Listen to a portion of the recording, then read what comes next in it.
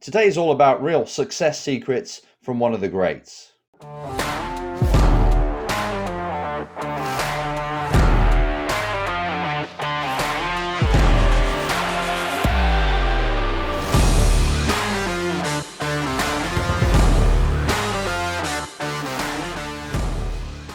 Welcome to another episode of the Race Driver Coach Show. This one's quite late because I just got back from Silverstone, Thruxton F4 race weekend with Mr. Gray, and then straight away with Ollie Behrman in the Silverstone British F3 test. So I just got back now.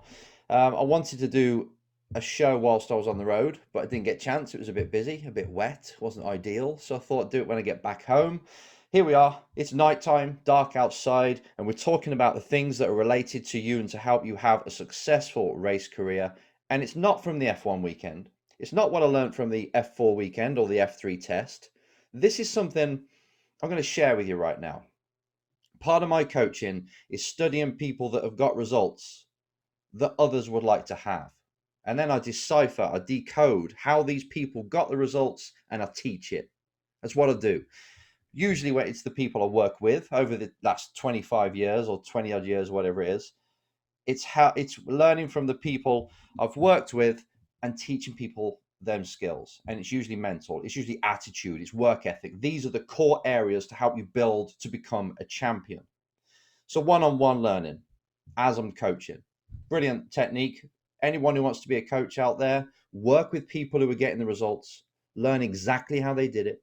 Do it for yourself so you prove that it works. Teach it. It's pretty much what a coach does. But also, when you're modeling people, like we said before, you can do it from a distance. Now, when I'm learning from people I don't even know, they could be ultra successful, they could be people I've heard of, but I don't actually meet them, then I just submerge myself in their content, listening to what they say, listening to their interviews, eliciting all I can just to get an insight of how that person did what they did. And I'm not into blowing up people's egos, putting people on a pedestal, because everybody's human. Nobody is this special human being. We just got to learn off the people that are doing things right. And over the last, it's been a lot of years, but over the last month or so, I've doubled down on a certain Kobe Bryant.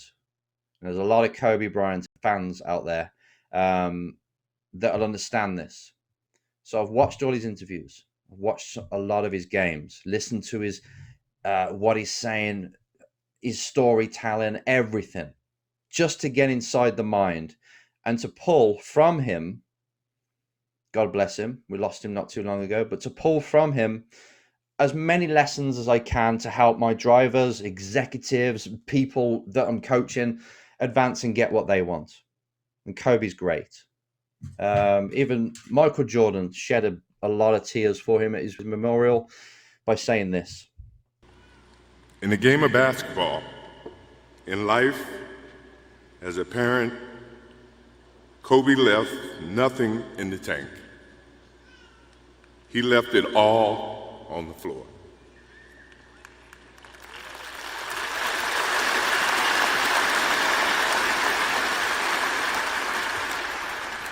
He left nothing in the tank, he left it all on the floor. Something I don't see a lot of drivers doing.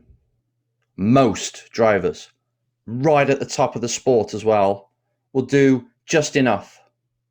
They'll train just enough. They'll train just what their trainer tells them to do. They won't put the extra hours in. They don't go deep on the craft of really getting into, how do I set up a car?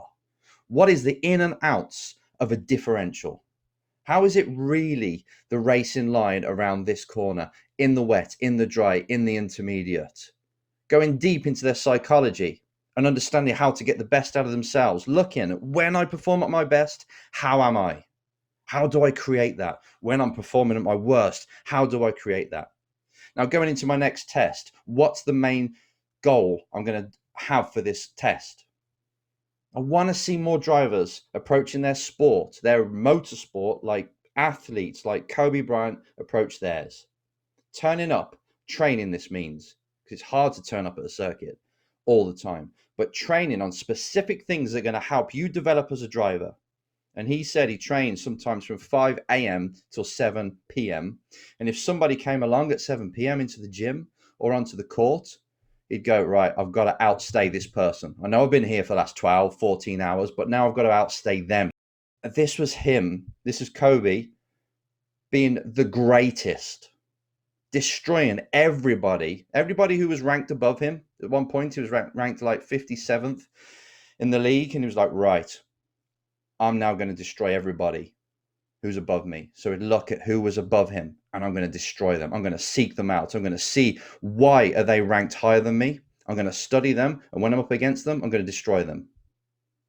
It's that kind of laser point aggressiveness on you getting the best out of yourself that's going to get you somewhere. It's not going to a racetrack thinking of a lap time. It's not going to a racetrack thinking of, I want to be P1. It's going to a racetrack and maximizing you, turning it into a training exercise. Even though it's a race weekend, it's like, right, I'm going there to make sure that I develop the skill to do the one lap qualifying, to stay, or it could be to stay concentrated in the race, to allow myself to overcome the challenge, to lead the team.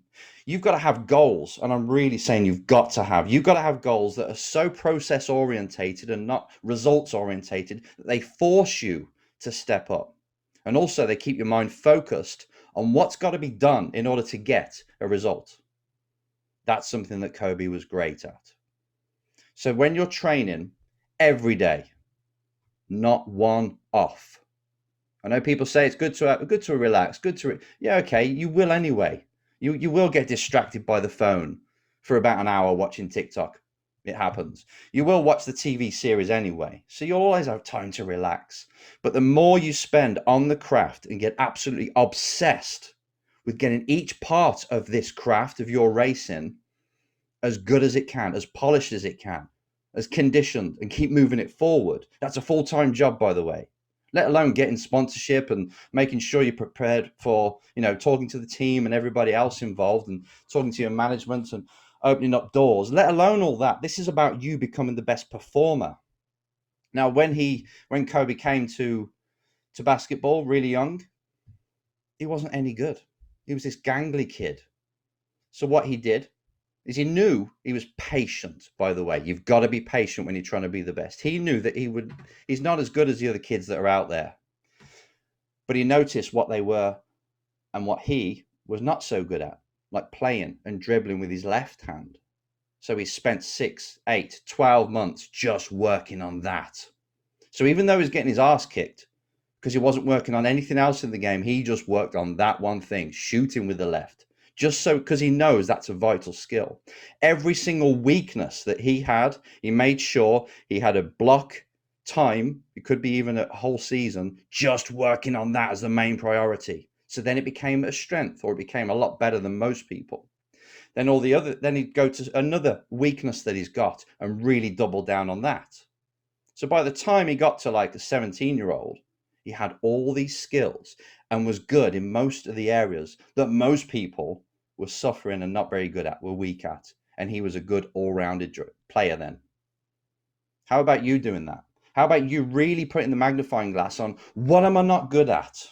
I know I'm going to have super strengths, or I'm going to have strengths I'm going to make into super strengths, but really get curious and understand what are your shortcomings as a driver.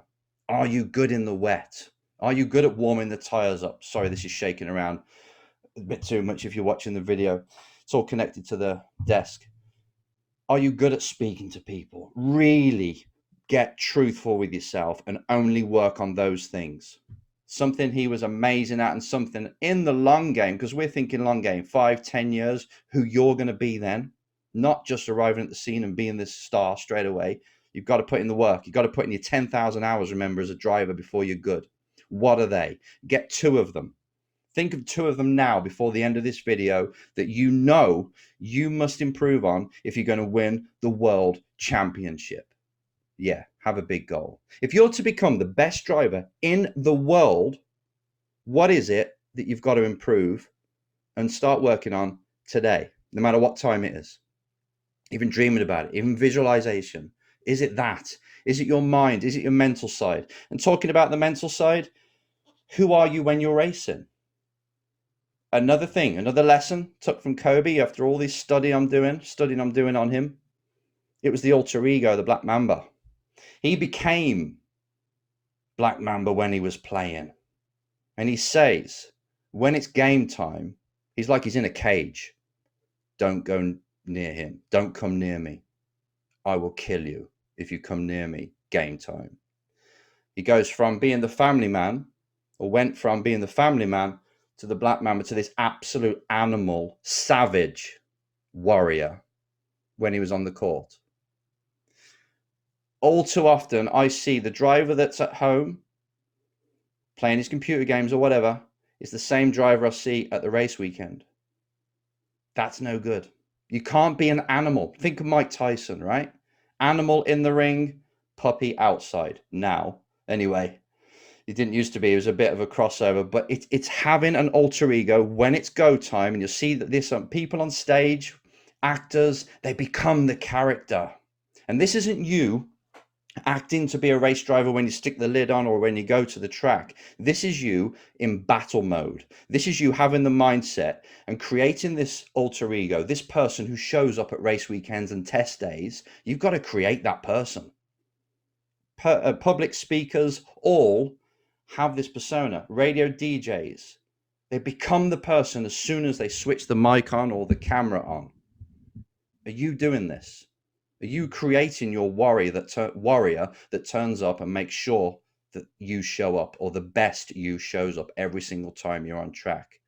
And this is it for anyone who wants to go to work and wants to be at their best. You can't be wired. You can't be on all the time, because when you go home, in the house, you can relax. But when it's work time, it should be work mode. You switch into something, you kick into something, you create that person who makes sure that the results actually are what you want them to be. You show up. So there's loads of I'm just talking as freely as I can here, but don't leave anything out.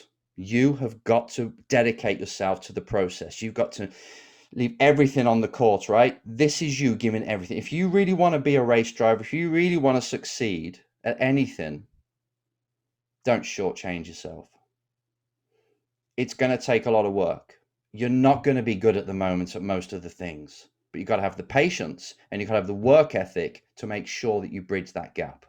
It's all there is to it. And if you know that you've got to become a certain person in order to do this at the track, you've got to be in a different perception, you've got to become this animal, then create that person. Before you go there, do the priming. You know my priming.